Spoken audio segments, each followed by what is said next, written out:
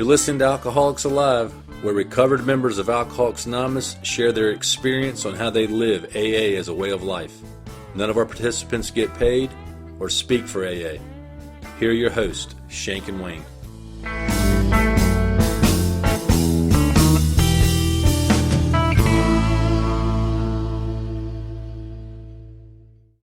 So Shank, I know this is our last episode with a guest for season 9. It is. Okay. We're going to do a wrap up next week. We are. All right. And then season 10, stay tuned for what that's going to be about. It's in the works, but we will have a season 10. No breaks here. So one follow-up, Shane, from last week with Clay. Okay. If you remember, right around meeting shrapnel time, he hit us with this Chinese proverb that's at this restaurant he goes to. Mm-hmm. It made no sense. It says, "For luck is the natural present and dreams in the future to you preparing for it." So I had to go back and listen to that like 16 times to figure out, to actually write it down. Well, I looked it up. It's an actual Chinese proverb that basically translates to preparedness averts peril. Well, I like that better. Or with preparation, there is no worry. So basically, you can dream all you want to, but if you don't prepare, it's kind of like faith without works is dead. That's right. That's exactly what it is. Anyway, got nothing to do with Alcoholics Anonymous, but I thought that was interesting. Right? So you can, just like you can claim to be a member of AA all you want to, but if you don't actually take the steps, you're probably not going to recover. Anyway, right. What's our topic today, Shane? Our topic today, this is episode 12 of season 9. So the episode topic is Carry the Message. And we're going to be talking about step 12. Step 12 reads, "Having had a spiritual awakening as the result of these steps, we tried to carry this message to alcoholics and to practice these principles in all our affairs." And our reading comes from the book Alcoholics Anonymous at page 89. That's the 4th edition, 2001. And it says, "Practical experience shows that nothing will so much ensure immunity from drinking as intensive work with other alcoholics. It works when other activities fail. This is our 12th suggestion. Carry this message to other alcoholics. You can help when no one else can. You can secure their confidence when others fail. Remember, they are very ill. Life will take on new meaning. To watch people recover, to see them help others, to watch loneliness vanish, to see a fellowship grow up about you, to have a host of friends. This is an experience you must not miss. We know you will not want to miss it. Frequent contact with newcomers and with each other is the bright spot of our lives." Powerful reading. Pretty powerful reading. We have a great guest on today. Karen, how are you? I'm great, thank you. Great and sober. How are you guys? Doing well. Well, Tell us a little bit about yourself. Okay. Well, my name is Karen and I'm an alcoholic. And what I was like is I took my first drink when I was 10 years old. And, I remembered it just hit me, that wonderful, seductive euphoria that I felt. And I know everybody feels good when they drink, everybody's a little taller, thinner, funnier, but they don't end up drinking like I did. Because I think, it's my suspicion that alcohol just hits my synapses a little bit differently than it does normal people's. And very early on, I lost the ability to control my drinking, which means that I'm an alcoholic by AA's definition on page 30. I have simply lost the ability to control my drinking, and alcohol influenced every phase of my life. I always knew how I should behave, but, because I wasn't brought up by wolves, but everything I did, I'd think I was going to do it one way, and then I would just end up tripping over my own tits because alcohol was always part of the equation I was either hungover, I was thinking about how to get more, or I was drunk. But I didn't become an active alcoholic at the age of 10. Um, but as a teenager, I sort of, that's when it really evolved. That's when I started having blackouts. I started behaving in ways that I knew better then. I could not control my behavior when I was drinking. Um, and I decided as a young teenager that I didn't need God in my life. I thought if you're some kind of soft sister who needs something to depend on, maybe you need God in your life. But if you're a smart cookie like me, you don't need God in your life.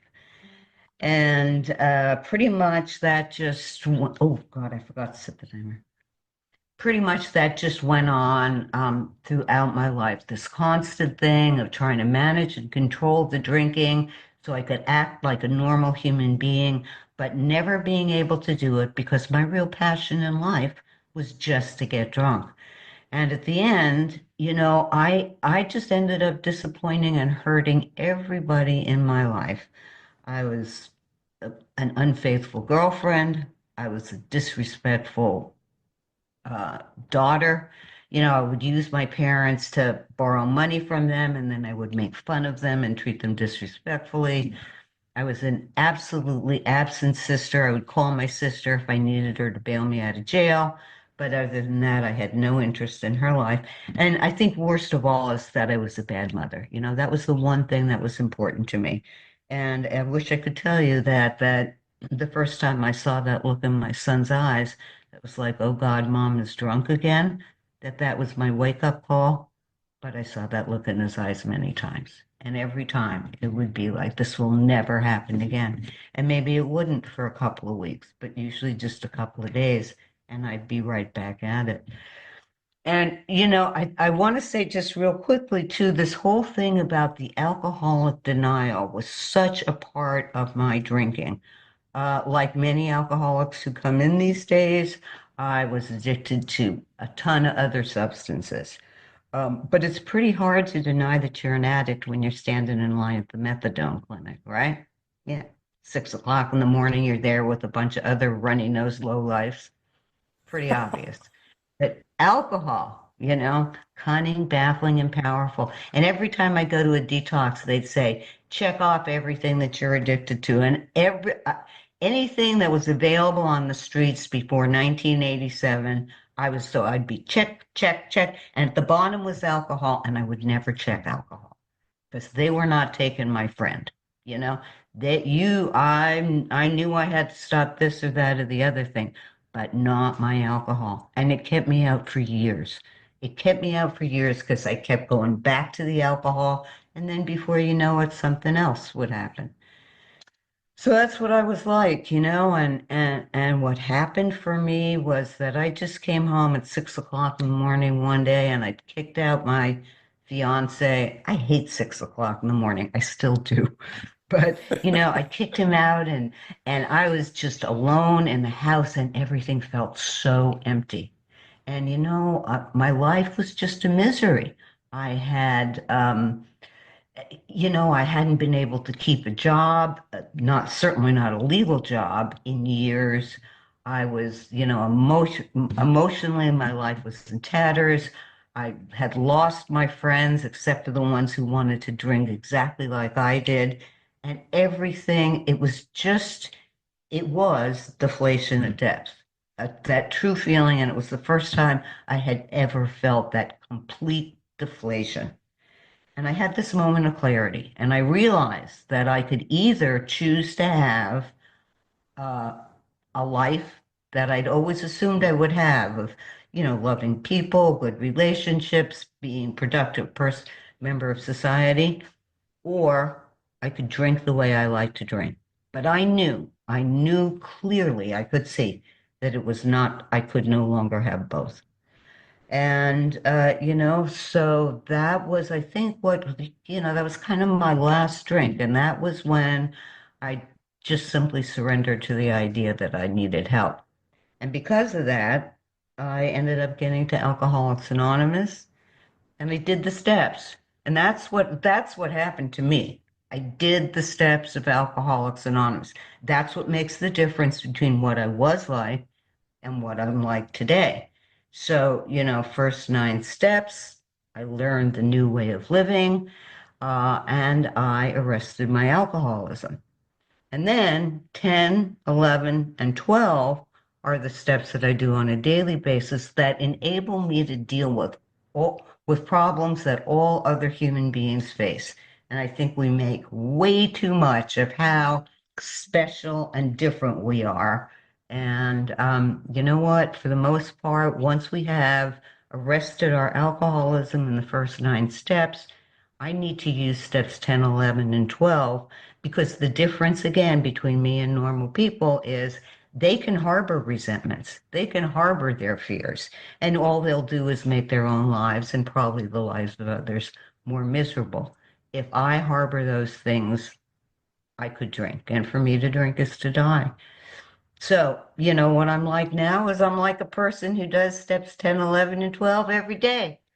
Every day I try to follow the directions on page 84 through 86, through 88. Yeah, I was able to mend those relationships, those parents that I was so disrespectful to. I was able to be there for them at the end of their lives. That son who never stopped loving me but couldn't bear to look at me anymore I live 3 minutes away from him. He's an active part of my daily life, and he is a member of our fellowship. And not only is he a member of our fellowship, but my grandson, over whom I despaired ever surviving till he was 22, is now also a member of our fellowship.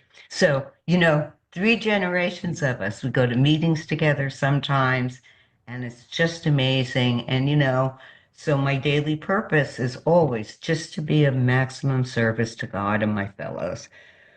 Uh, that's it. In a couple of days, I'm going to have my 38th sober anniversary, and I have gotten to that awesome place where, you know what? If I behave myself, I can actually be what we call an elder statesman in this fellowship. And what a blessing. What a blessing for an old rum bunny like me. So that's it. That's it. We're going And to get into 12, right?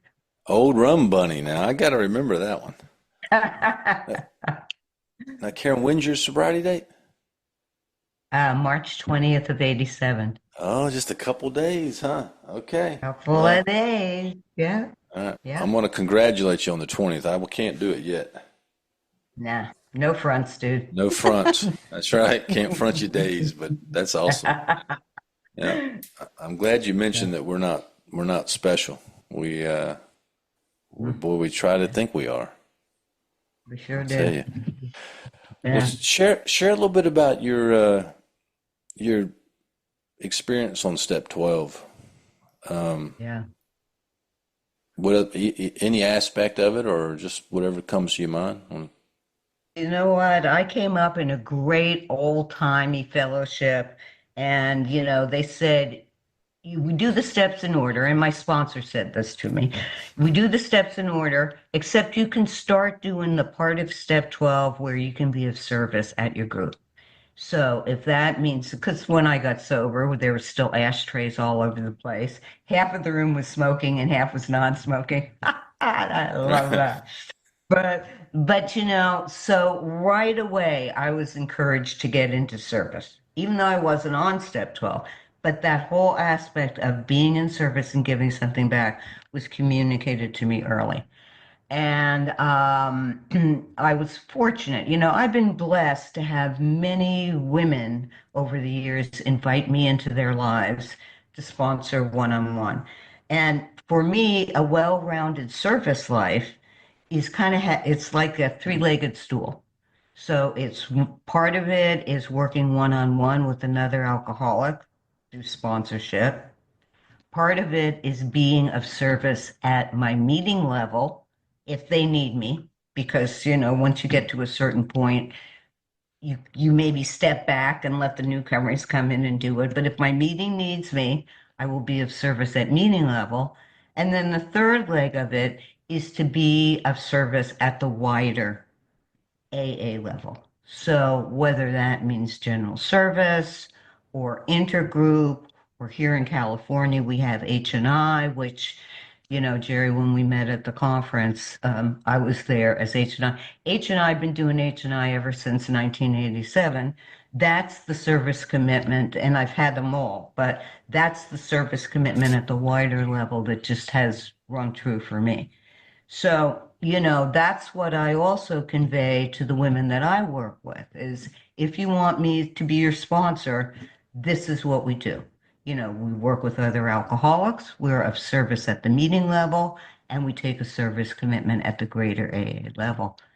And I also think that for people who have been given the tremendous honor of being invited into somebody else's life to work the 12 steps, that it's kind of our obligation to not just do the 12 steps with them, but to study all three legacies of our, of our fellowship, of AA. So, we go through the steps and they go, oh, great, are we done yet? And I go, oh, no, now we'll start studying the traditions, and we do the traditions, and we do, the AA group, and AA comes of age, and we do all that. And then we go on to the concepts because, again, I owe Alcoholics Anonymous a debt I will never, ever be able to repay. And it behooves me to understand how all 36 principles really fit into the survival of this fellowship so that, for future generations, it will be here too. And so that's kind of how I practice the 12-step on a daily basis, how it is in my life. There's a couple of things that I always like to talk about when we talk about step 12 too, because one of them is carry the message, Right. And we always say, carry the message, carry the message. And so when I work with women, I go, okay, that's great. What is the message of Alcoholics Anonymous? What's the message? And they look at me like I'm, congenitally like stupid or something like that. How could you what? I have a sponsor who doesn't know what the message is. But, and I hear some great things. They go, oh, messages, we have a solution. The messages, I don't have to drink again for another day. The messages, and it's all great stuff. But if you closely read step 12, it says, having had a spiritual awakening as the result of these steps, we tried to carry this message. So actually, the message is that I've had a spiritual awakening as the result of the steps. That's it. Now, because I had that spiritual awakening, I can do, think, and feel things that I normally could not have done before. But the spiritual awakening is what it's all about. That woman who decided to kick God out of her life, however many years ago, has had a total change in perspective, a total flip in the way I view my life today. So that today, the knowledge of the presence of God in my life, that spiritual awakening, that power of God and, his power, his love, and his way of life, this is what Alcoholics Anonymous actually is all about. It's about the spiritual awakening. And that's really the message. The message is, I did the steps, I had a spiritual awakening, and because of that, I no longer have to drink. The other thing that I always like to take a look at that just drives me crazy for step 12, when they go, practice these principles in all our affairs. And they go, the principle of step 1 is honesty, right? The principle of step 2, the principle of step 4 is courage. I'm like, what freaking blog did you read that on? Yeah, Google. Yeah. Exactly. Because I don't remember it any place in the basic text. It's nuts. And it's like, learn your history, people, Yep. The principles are the 6 principles that came down from the Oxford groups. And of course, Bill expanded them to 12 principles because he knew we'd be looking for loopholes. Um, but those are the principles that we're talking about. Now, I could have all the courage in the world. I could run into burning buildings to rescue kitties. But if I'm not practicing self-examination, I am not practicing the principles of Alcoholics Anonymous. So, basically, that just like makes my little brain explode. Yeah, yeah, yeah. So that's it. Any questions or want me to expand on anything else? Well, I'm glad you mentioned the principles thing. We've covered that a few times on the podcast. Yeah, I don't, somebody came up with some spreadsheet or a Google sheet somewhere about the principles behind the steps. The steps are the principles. Mhm. Yeah, there is no. My favorite one of them has like brotherly love behind it or something like that. You ever seen that one? What? I I mean, think actually that's something else from the Oxford groups, I think. Brotherly love and it's kind of like those four absolutes that the Oxford oh group yeah, had. yeah, Yeah, and then I think that's all part of, yeah, that's it. yeah, And Bill rightly said that's too much for most of us alcoholics, right? yeah, absolutely. Especially absolute purity. That was one Yeah, of them. really. Yeah, Don't even purity ask me and for that.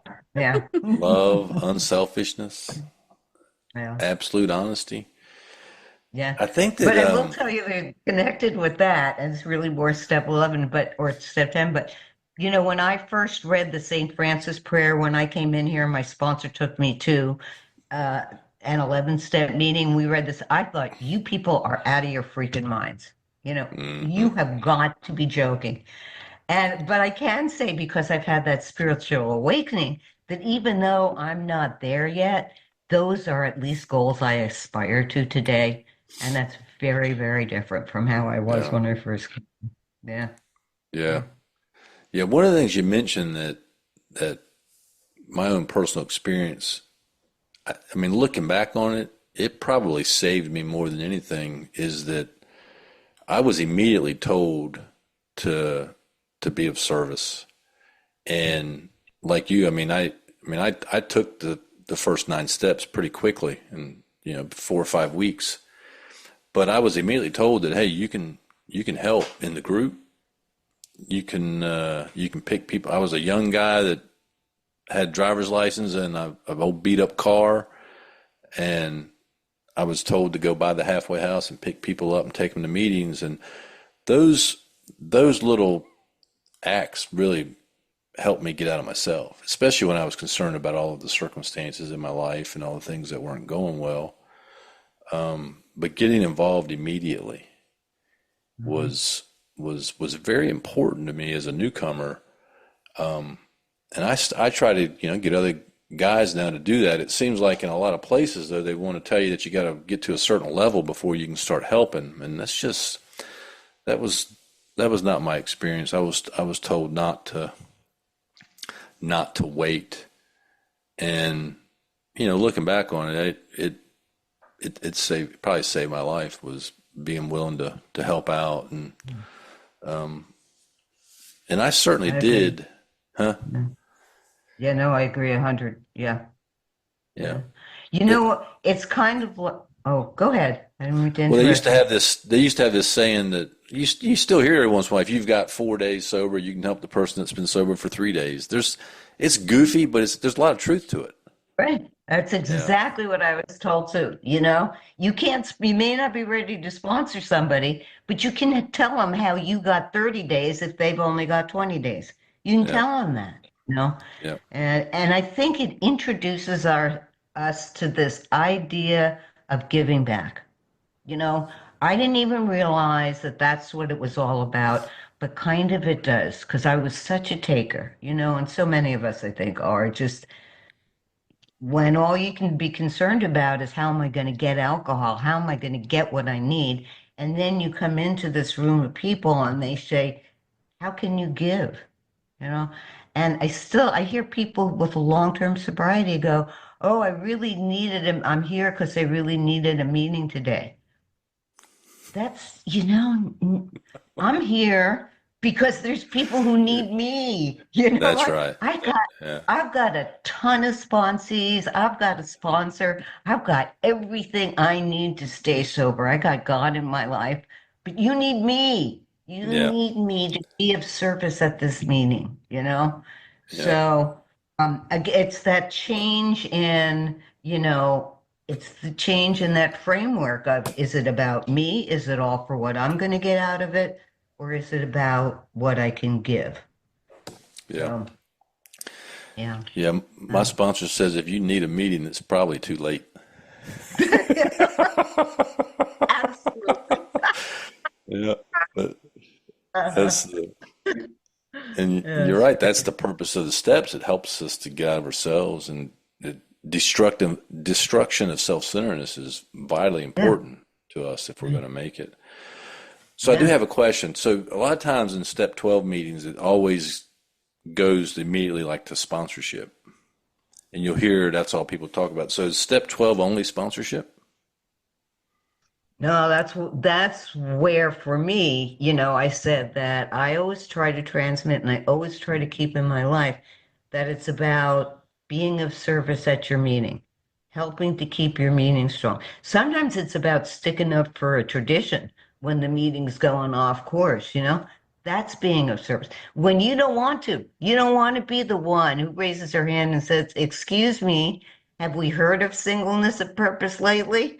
You know? Mm, Or, excuse me, that's an outside issue, especially in these days. yeah. So all of that is, and certainly this business of being of service at the larger AA level, that's what allows the upside down triangle to exist. The top of that upside down triangle is not the AA member, it's the AA group.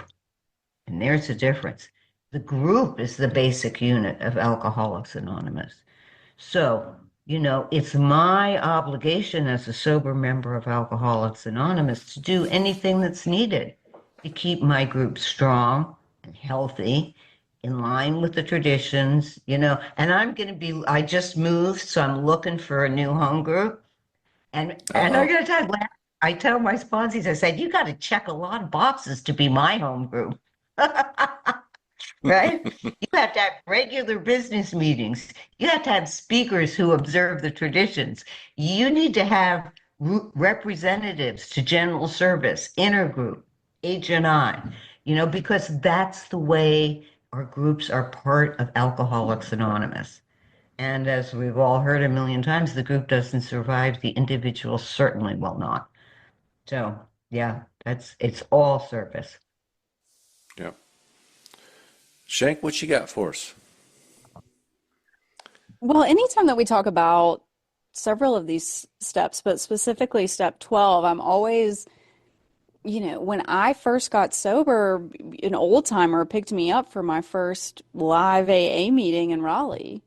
And she just didn't give me a choice. I was leaving a treatment center and she said, "Hey, I'll pick you up at 5." And, the meeting didn't start until 7. And I just thought, like, I've been away for 30 days, away from my family. Like, they may want to see me or what. And she, it was just like, no, this is what we do. So Alcoholics Anonymous wasn't ever presented to me in a way of like, oh, you show up 5 minutes before. And I'm not saying it's presented that way to most people, but we were there early and she showed me how to make coffee and just talked to me. And she told me that it was my responsibility to be there early to talk to people who had less time than me. At that group, they would assign you to make coffee and they would assign you to greet. And I just thought, God, this is so stupid. And it must just be for all the new people that don't have any clue. But there was typically someone that had a lot more sobriety that was doing it with you. And that's just how I've always functioned in Alcoholics Anonymous. I really respect people that have been sober a lot longer than me and less than me in the same amount of time.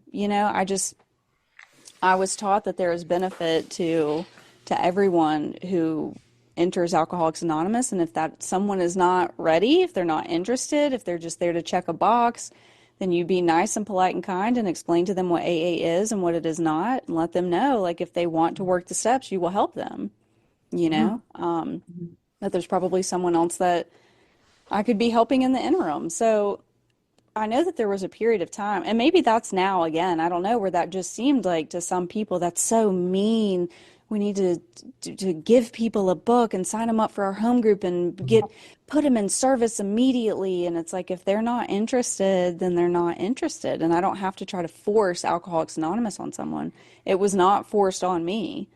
You know, I went by example of people that were living the traditions in their lives and who were really showing me a good example of what the 12th step really is, very early on. Now, you know, that being said, you know, in my group today, I still think it's vitally important. It's just a working part of my day and of my mind. I get there early. I help set up the majority of the time. Sometimes it's already set up.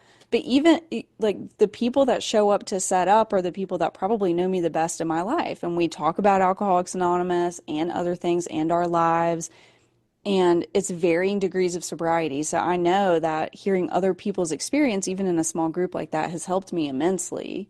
And even if everything is already set up, you know, and I'm just there for 5 minutes before we leave for dinner, I still think that that's vitally important to mine and other people's sobriety. You know, we meet frequently with newcomers and with each other. And that has meant more and more to me over the years.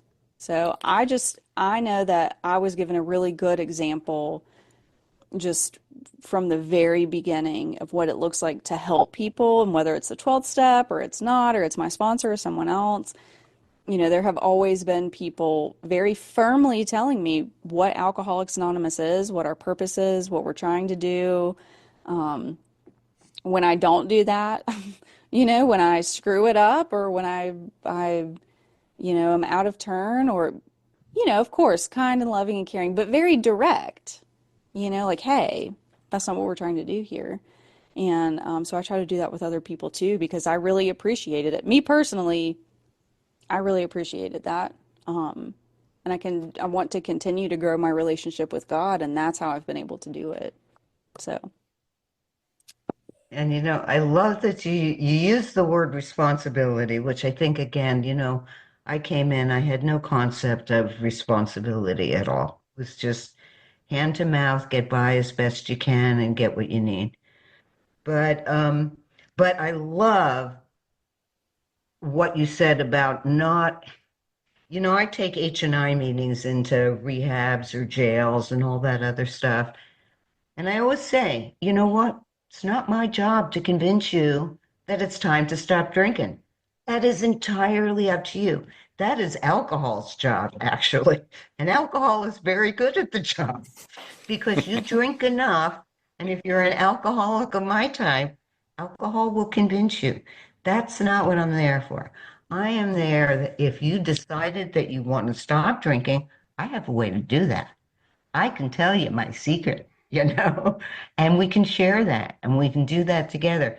But it is not our job. And I see too many people doing that. It means it's trying to talk somebody into thinking that it's time for them to get sober.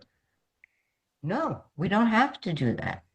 You know, if it's time for them to get sober, we have the solution. But yeah, thanks. Yeah, that makes me think about a reading in the book on page 95. It says, if he thinks he can do the job in some other way or prefers some other spiritual approach, Right. encourage him to follow his own conscience. We have no monopoly on God. We merely have an approach that worked with us. But point out that us alcoholics have much in common that you would like in any case to be helpful. Yeah. So, and I think it says something a little before that about we don't push or prod or try to convince people they're alcoholic. We share what worked for us and we let them make their own decisions. But you're right. We have in AA have gotten to the point to where we try to convince people, and they either know or they don't. And Karen, I appreciate the reminder of speaking up and and making sure, if something's off track or the singleness of purpose or outside issues are dominating, that it is our responsibility to speak up and to make sure that people understand our traditions and what AA is and what it is not. And sometimes I personally just get tired of being the guy doing that. But I've got renewed spirit to do it now. Yeah, yeah, I know. My poor sponsees, they'll complain about that, and I say, well, it's your job to do something about it. If you don't Yeah, like being at the meeting you either can find another meeting or you can step up if it's your home group and take that responsibility again. Yeah, to do it. And it's sir, but you know what? You also see after they do that, then they report back to me, and they're all excited because a lot of the time, there's other alcoholics in the room sitting there thinking exactly the same thing you are, but none of them has the courage to be the bad guy, right? right. Or whatever. So, because we all, want to be cool. But some things are not cool. Yep. Breaking traditions is not cool. No, it's Yeah. not. No, it happens Uh-uh. a lot. Yeah. Yeah. Yeah. It does. So here's a question: Does AA? So that statement that, hey, we try not to convince people, or we let people make their own decisions. That doesn't mean that AA turns its back on people that aren't ready. Well, that's that whole thing too about, it's kind of like that raise in the bottom.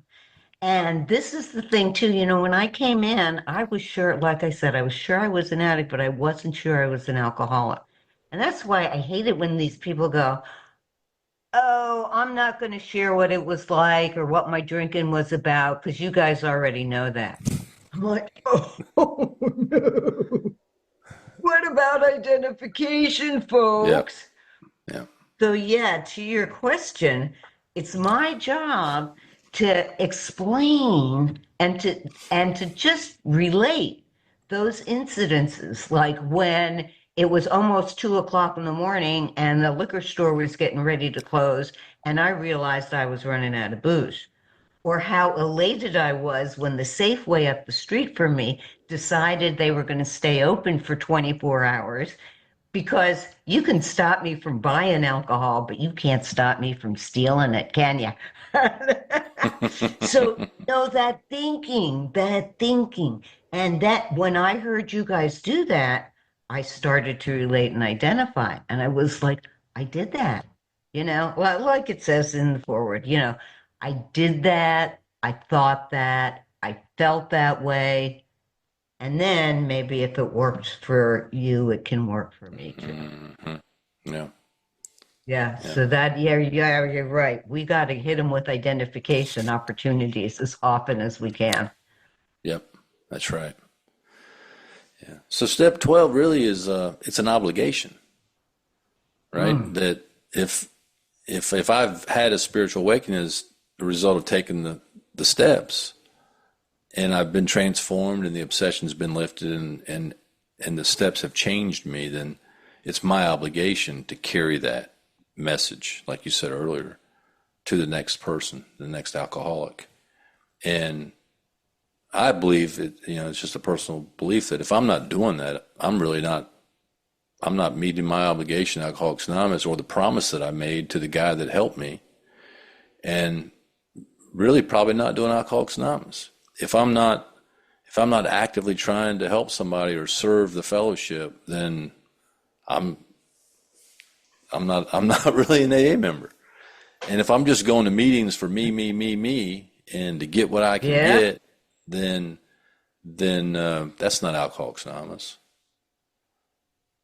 couldn't agree more, fella. Could not agree more. And also, our obligation to God. Like I said, I Right. have a debt to Alcoholics Anonymous that I will never be able to repay. And Alcoholics Anonymous is God's way of life. Every day I do the third step prayer. I don't do the third step every day, by the way. It's part of my 11th step practice. That's right. Thanks. Right, right. And every day I go, thy power, thy love, and thy way of life.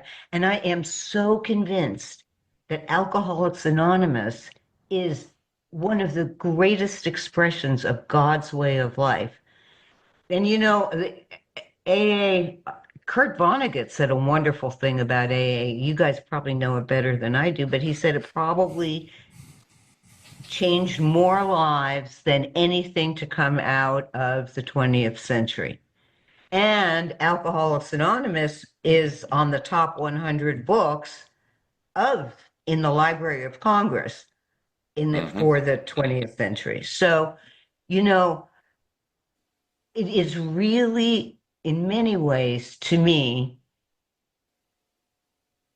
I don't know, it's difficult to express how I think Alcoholics Anonymous coming on the scene has changed the world. Truly changed the freaking world, and will only continue to do so as long as we can maintain, our traditions and our way of life. Nothing like Alcoholics Anonymous has ever. I am so in awe of AA. And I used to be a person who I would flip from one thing to the other, and I would get bored, and I would see fallacies in it, and I'd be on to something else. And AA is one of the few things in life, besides Shakespeare and perhaps, Beethoven, that has always rung true. It always rings true. I've never found anything that, that, I don't know, that lacks that integrity. It just keeps me coming back, dude. Keeps me coming back. Yeah. That's awesome. Yeah. Shank, let's move on to meeting shrapnel. All right, Karen. Now we're going to have our segment of Meeting Shrapnel, which is a segment of lore, myth, and things frequently heard in AA. Our first one is Boston.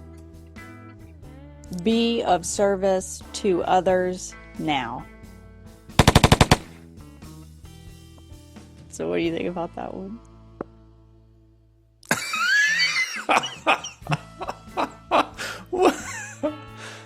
Oh, where do goodness. I start, guys? Like, where do I start? I hate this, garbage that goes viral, right?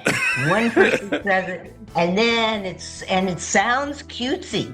It may even sound spiritual, but it lacks substance. It lacks depth and weight, right? I mean, what the? So I hate all of these.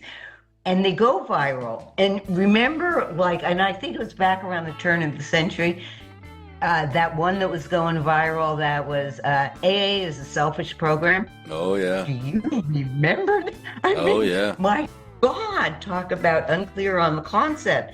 Because everything in these pithy little, phrases that we can just, ridiculous. Yeah. And I told you, I got one or two of my own that I want to add. Yeah. Shank, I think she just scrapped all of them. I like that. We may have to just shut it down now. Just shut it down. Oh, man. This one is... I don't know where this one came from. Oh my gosh, it's so funny. I just couldn't stop laughing about it. Which one? Boston. So, oh, I know. I just like so, yeah. Karen, do you want to start saying this at your group? Do you want to keep it or scrap it? the one keep. Oh. I'm going to scrap this one, Shank. I don't even have anything to say about it. Okay, it's out of here. All right. It's out of here. All right, our next one. This is very frequently heard, I think. Service is gratitude in action. What do y'all think about that one?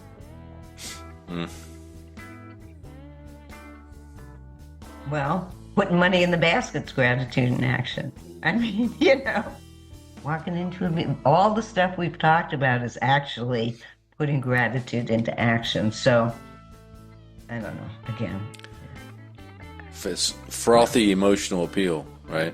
yeah. Silkworth said it seldom suffices. Yeah, there's no depth and weight in it at all. Service is gratitude in action. Now, you see this a lot. I think I've seen this on a pin, but no. No, that Service was is the secret. The secret, yeah. Service is the secret. You ever seen that on like a lapel pin? No. Please don't wear one. Oh, you know what? I think I have, and unfortunately, at a meeting which will go unnamed, but which is usually pretty good. But they do those little stupid pins. Yeah, yeah. Service is gratitude in action. I don't know. I mean, what about the being humble and we just served because somebody served us? We just serve because we want to pay back to God what has been given to us. But then how are you going to be a grateful, recovered alcoholic? Shay, no, that's you. A grateful recovering alcoholic? Yeah, there you go. There you go. Even Right. worse. I don't know about this one either. I could see people wearing it on a T-shirt at the Nikki Pie event. Which they would sell as drunk junk. Which would That's be more exact- drunk junk. Yeah. Drunk junk. All right. Yeah. Karen, you want to keep this one or scrap it? Are we still on service is gratitude Service in is action? gratitude or- in action. Yeah. Service is Yeah, I'm gratitude in action. sorry, I'm thumbs down again. I gotta, yeah. All right. I'm scrapping it. It's out of here. All right. What's next? All right, our next meeting shrapnel is the only thing worse than my problems are my solutions. Let's get ready to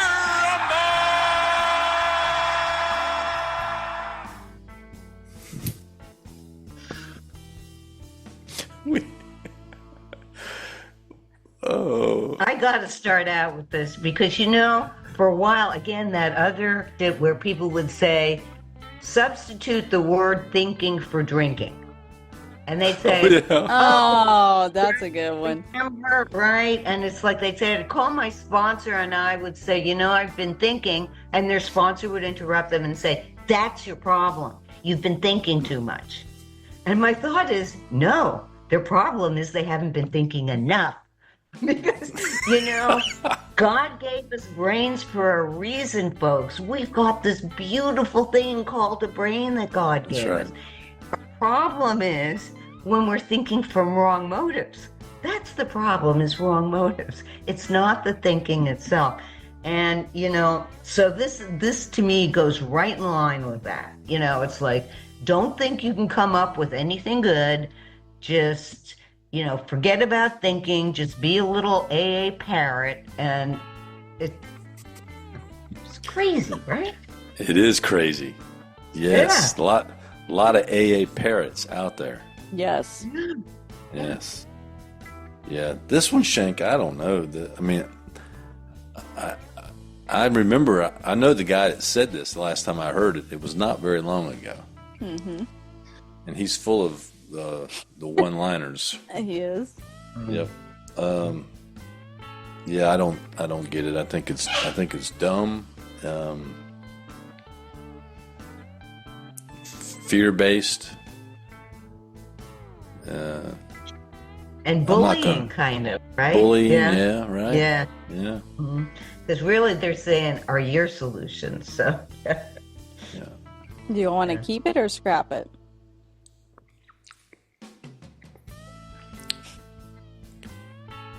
All right. Double thumbs down. Karen gave it 2 thumbs down. So that's a scrap, Karen? yeah, you bet it is. Big scrap. All Big right, heap of there we go. scrap. All Big right. pile of scrap. I'm scrapping it. It's out of here. 3 for 3. Gone. Now, Karen, And you now- said you wanted to hit us with one. What you got? And this may seem sacrilegious, but The newcomer is the most important person in the room. I think Oh, we've you done guys- that one in a previous season. we covered that one. Talk about that. I'm like, what are you thinking? Nobody's the It's- most important person in the room. That's That's- what makes AA so magical. We all need each other. Newcomer's the most important person. I mean, you may be why I go to a meeting, frankly, is so you can hear the message. Sure. That doesn't make the most important person in the room. And it sort of feeds into this entitlement and delusion that I had when I came in. You know, it's like, oh, pay attention to me. I'm the most important person in the room. Yep. Lord, that's- wasn't needed. Yeah. It's straight out of the NA literature. Oh, is it? Yes. I didn't know that. Yeah, that's where it came. That's where it came from an NA reading, and it's kind of trickled into AA. But it is not an accurate statement. It's not accurate at all. No, it's not accurate at all. Nobody is. It may- And talk about. Go ahead. It basically feeds our selfishness and self-centeredness and our feelings of being different. It basically, oh yeah, woo! Right. I am the most important. Yes. Entitlement and grandiosity. Yeah. Mhm. But I think that, you said that thing about these things slipping in. And, you hear a lot of therapeutic community talk. And Yeah. God bless them, because I think the therapeutic community is responsible for a lot of people who come into Alcoholics Anonymous. So God bless them for that. And we are stronger because of them. But what happens, of course, is that then everybody brings that therapeutic community talk into AA, and before you know it, it's all psychobabble and garbage. And AA is a selfish program. Then it Oh, turns yeah. AA. So yeah, I think we have to be careful to keep with our language, I think. And, again, not to be AA parrots, but it just seems like a lot of stuff trickles in that does not belong in the rooms of Alcoholics Anonymous. It sure does. So you want to scrap the newcomer as the most important person here? I'd like to, please. All right, we're I'm going to scrap it. Please. Get Shane? out of here. All right, there you have it. Yeah, I think in God's world, probably everybody's of equal importance. Yeah, I think Yeah. so. I think Yeah. so. Yeah. Probably. Karen, we appreciate you coming on and sharing your experience with us. Been so much fun, you guys. I have enjoyed the time. I was honored to be asked, but I could keep talking to you for hours. I'm sure we could go with that. Yeah, we're going to Okay. get you back on. Okay. With Well, I a real would love to do controversial that. topic. Oh, I'm there, hon. I'm there. All right. All right. Well, thanks again. If you're out there listening, we appreciate you listening to us, and hopefully you're getting something out of the podcast and out of our content. And remember, if you want to be free, work the 12 steps and carry the message of freedom to others. Freedom. Thanks for listening. If you have a comment, suggestion, or just need help, you can email Shank and Wayne at freedom@alcoholicsalive.com. Remember, we're recovered members of Alcoholics Anonymous, but we do not speak for Alcoholics Anonymous, nor do we get paid. Join us next week for another great episode.